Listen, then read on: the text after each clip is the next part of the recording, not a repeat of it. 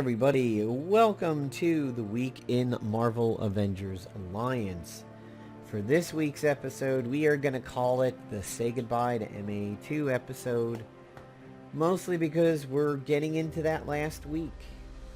And now's the time to do it, and rather than go out at the end of the month trying to talk about this game, when in reality I think everybody would want the last week to be devoted to MAA1, I am going to devote this second to last week in MAA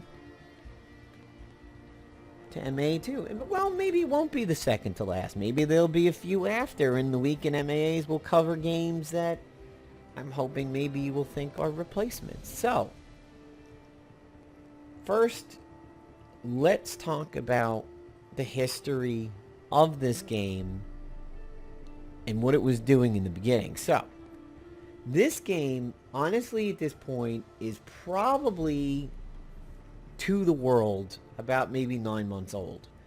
To the United States and other countries, it is probably only 4 months old.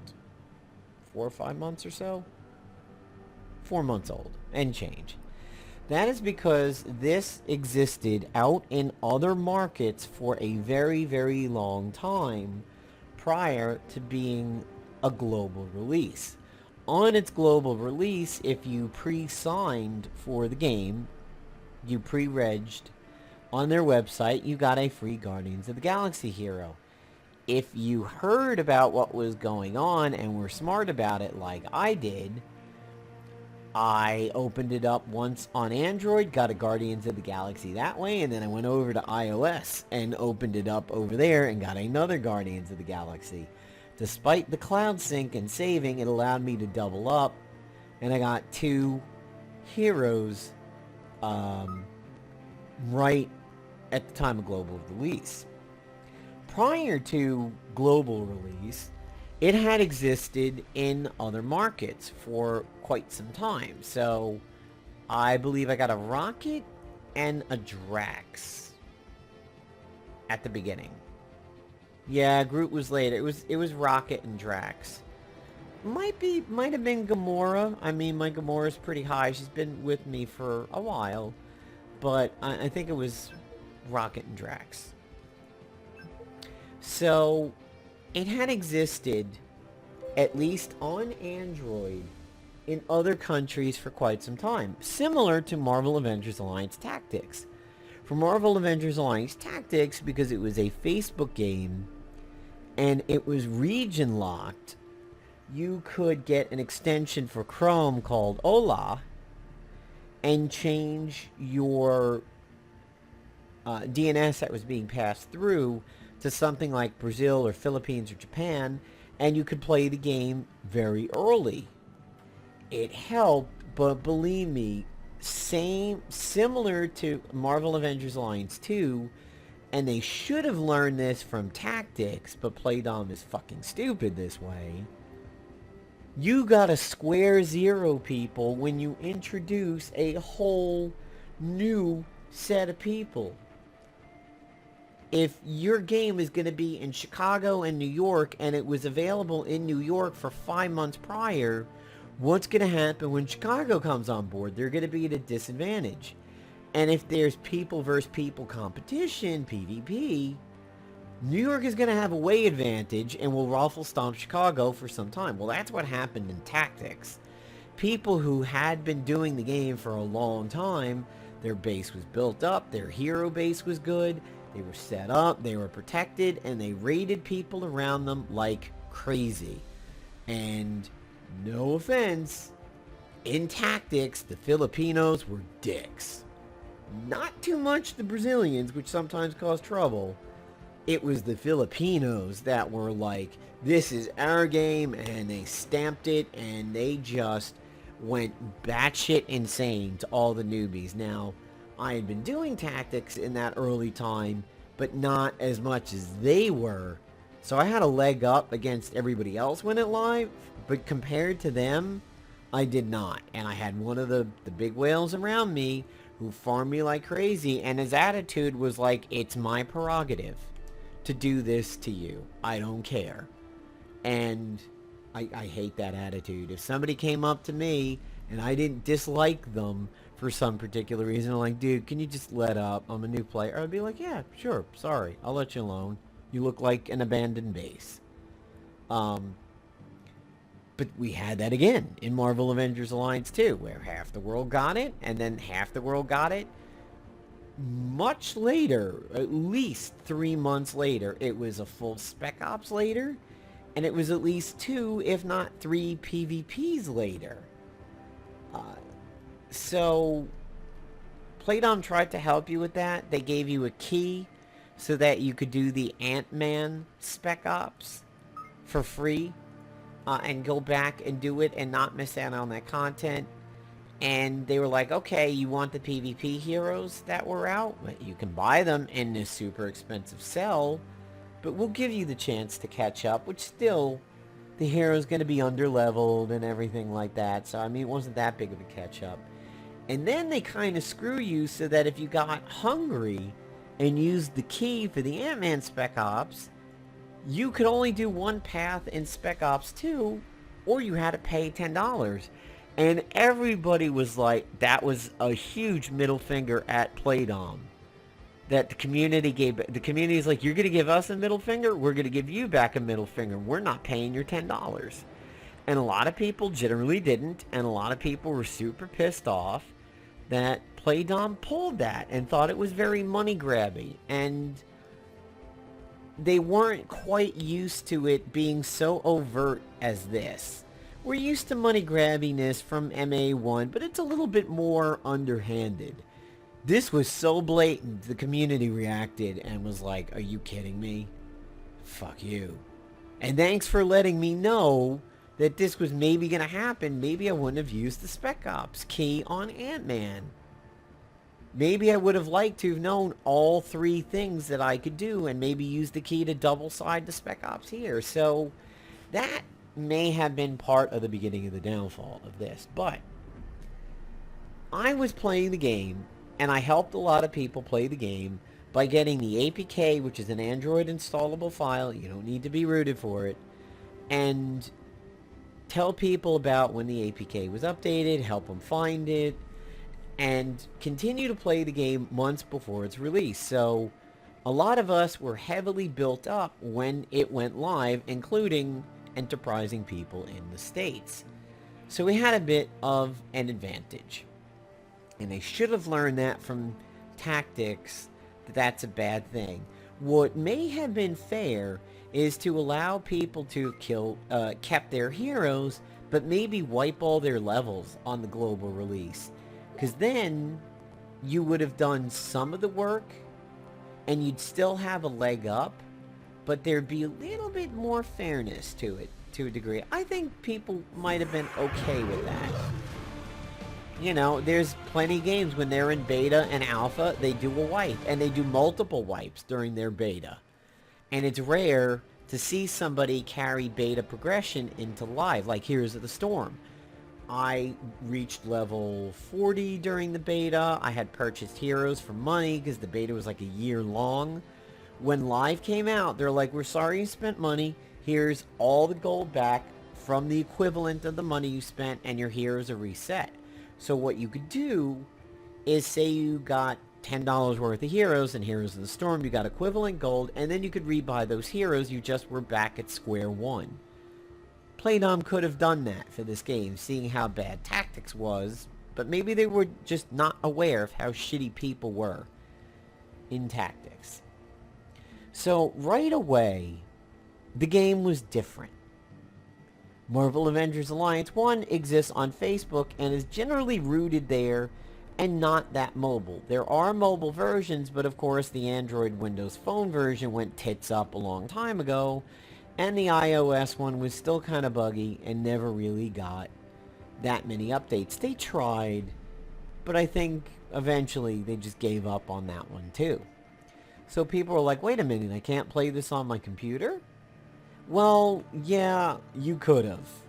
You had Android emulators like Handy Andy and BlueStacks and Nox, and you also, if you had a Windows 10 computer or laptop, which of course Microsoft is shoving down our throats, you know, basically sitting there giving you pop-ups like, you've got 2 more days to upgrade to Windows 10, otherwise it's gotta be money.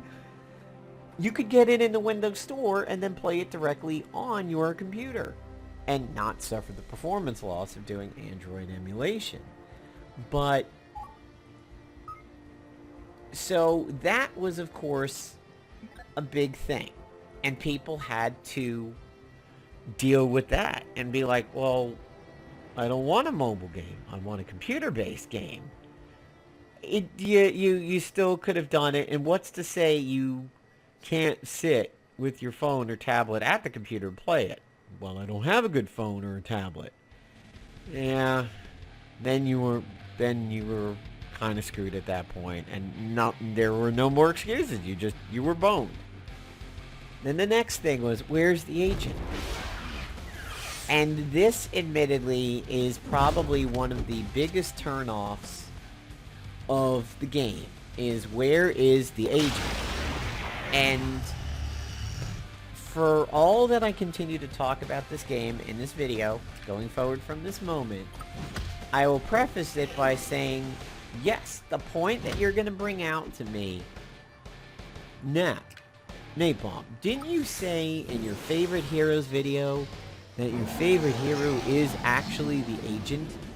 And absolutely, the agent is the glue in Marvel Avengers Alliance-1 that ties everybody together. He's the duct tape, he's the crazy glue, he's the bridge, he is the massive synergy, he is the peacekeeper, mediator that makes people get along. He can tie people together that normally would not go together just by pieces of gear and gadgets. Absolutely, the hero, the agent in Marvel Avengers Alliance-1 is perhaps the most important thing in that game. He can be set up to be a one-shot artist. He can be set up to be support, a healer, a debuffer, an initiator, and then letting everybody else kind of do work. You know, the cheerleader in a Hafe and Molly setup back in the day. You know, he just sits on the sidelines and cheers them on and keeps them healthy. Or you could do Agent Ruffle Stomp like I had done in the video and have him be the one that puts everybody down. Yes, it's missing in this game, and it was glaringly missing. And people were legitimately upset about that. However, there was still synergy in the game.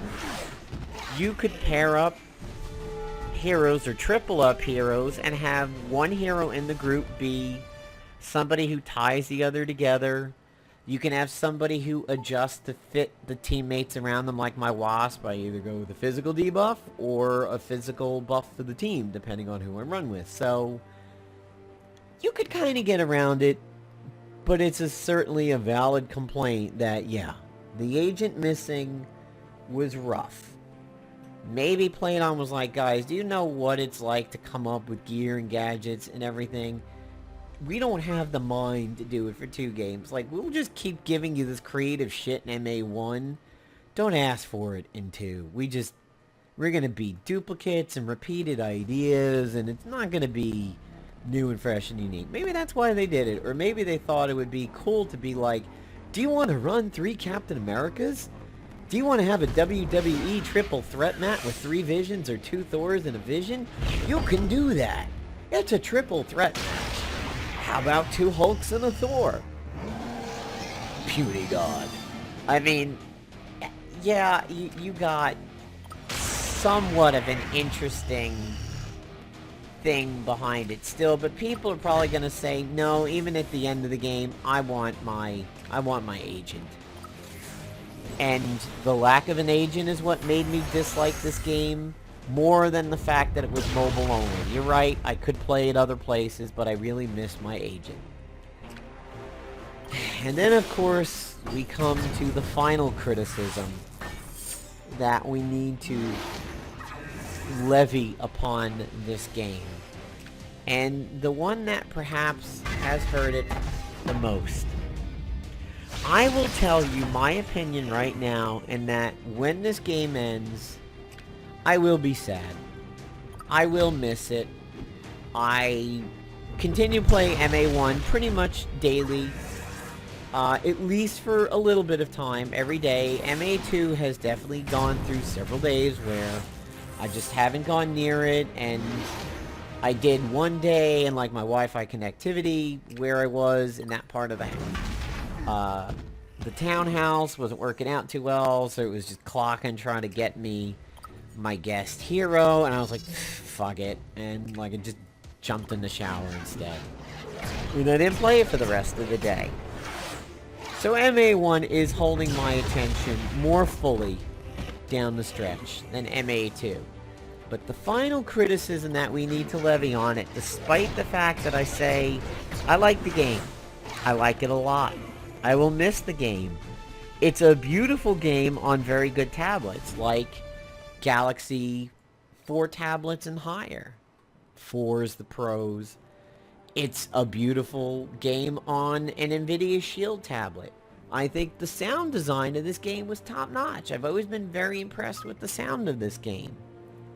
But, for all of that, you can say to me, Napalm, this game, okay, let me lay a different scenario on you. MA1 is your girlfriend that you love very much, with all your heart, and want to be with. MA2 is the guy driving drunk in a car that hit your girlfriend and put her in... Well, it's the first time I've run into that. And put her into a coma. And you're gonna sit there and tell me you like that guy's car? Your girlfriend's in a coma.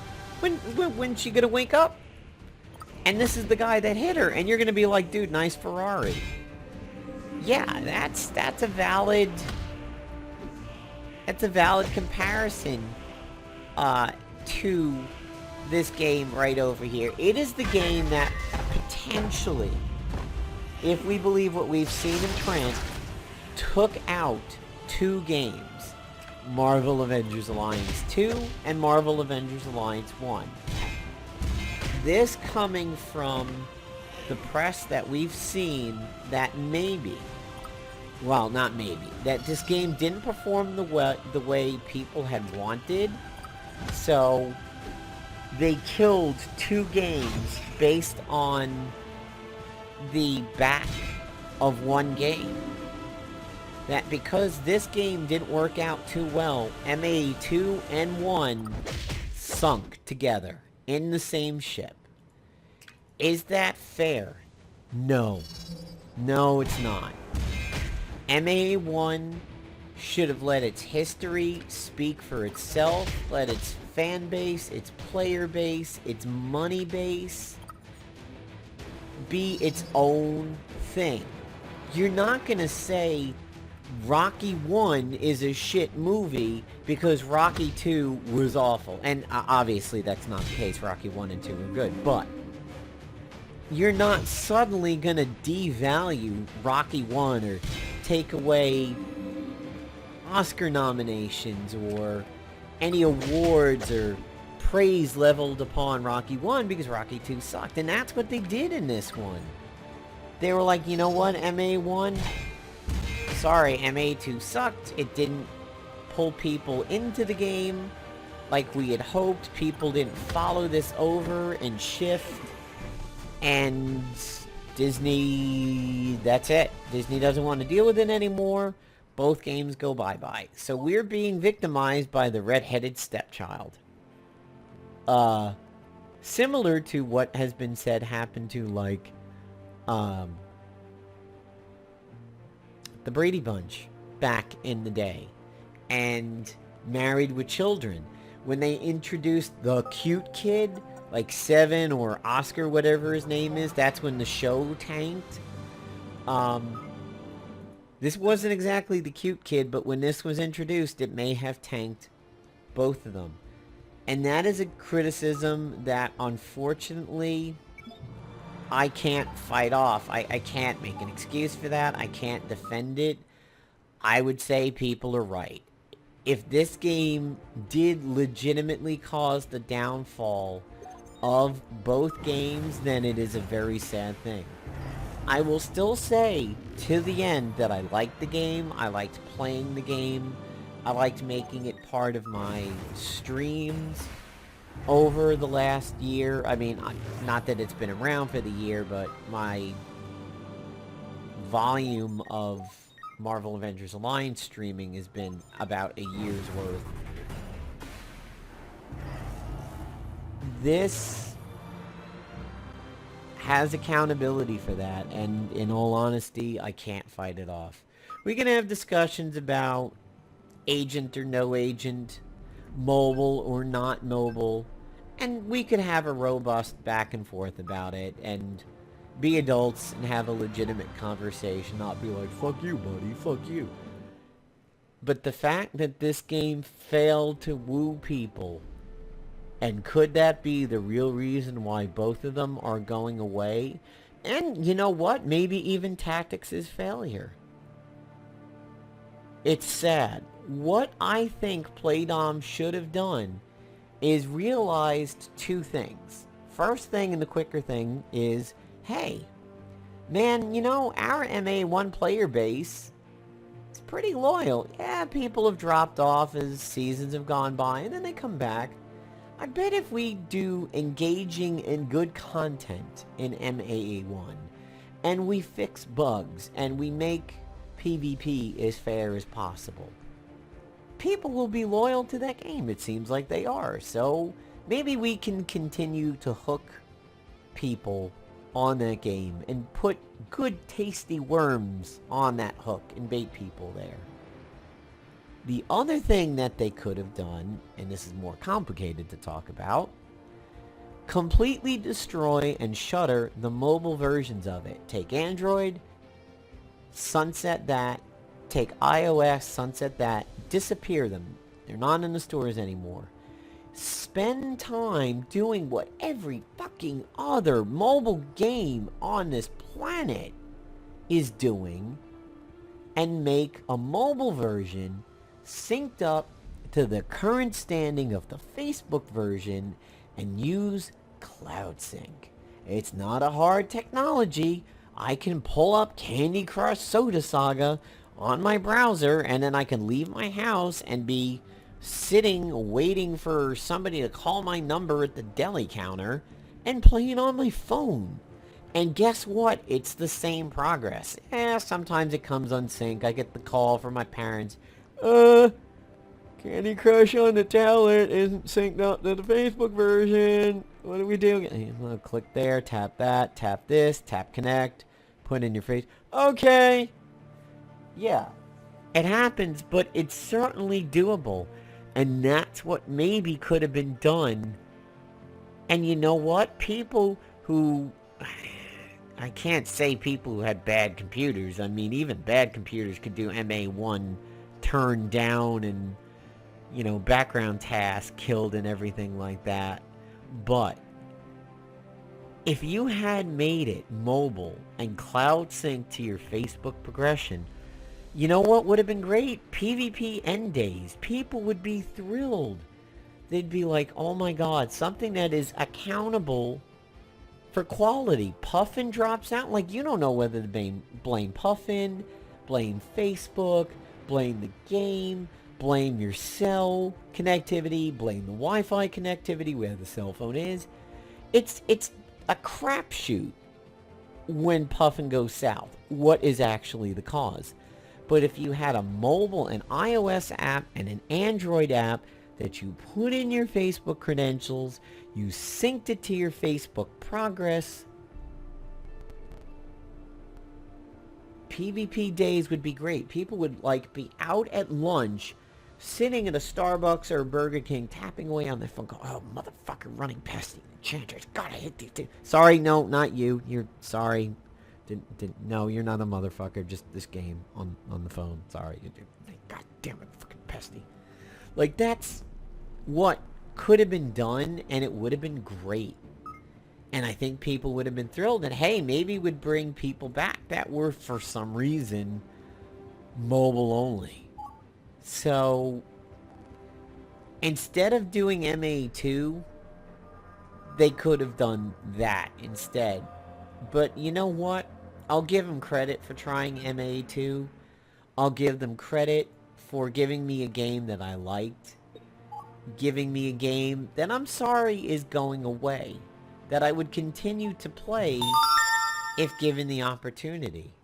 A game that I'm enjoying going hog wild with all this gold and silver and just buying things up the wazoo and finally have all the heroes in the game. And spent gas getting Black Widow up to 3 stars and 30 and putting her in PvP, so haha, I'm a douche too. And Gas Cap was fun, and Hafe and Luke were fun, and earning Electro was fun, even though he doesn't seem to hit quite as hard as I thought he would. And remembering what it was like when Ant-Man was a main character for me and then he dropped off, and Gamora, and the fun of finally recruiting MODOK after using like PE's MODOK and enjoying him, and shitting on Miles Morales because he's awful everywhere, and the absolute dick slamming torture it was to earn Winter Soldier, and leveling Spider-Man, which was kind of fun, and earning Nova, and, you know, all these things that were pretty cool along the way, and finishing off the Spec Ops well after it was done, and earning Ant-Man, and then of course all the late things joined in of these gold cells that were purchased, and there's my Nebula that I'm almost able to get, and Mr. Hyde. So I will miss this game, and it will be sad. However, the game and its development staff and Disney and Playdom should be faulted for allowing this game to take out 2 games at once, and that is a really sad thing, and people will be angry at this game for the whole time. Of course, there is the argument that Disney was just going to kill both games either way because they wanted to pull out of the way that they're licensing games and everything like that, but maybe if this game had performed better, they would have stayed in it longer, and that's a valid criticism, and it's really sorry, but stay tuned to the channel, folks. There's lots of videos coming, not necessarily all on MA1 and 2, but I will be trying to finish up the last ideas this week, and then we'll have a fond send-off to the game at the end of the week, but consider this MAA2's send-off. There will not be any more on this one. So, see you folks. Hope you enjoyed the video.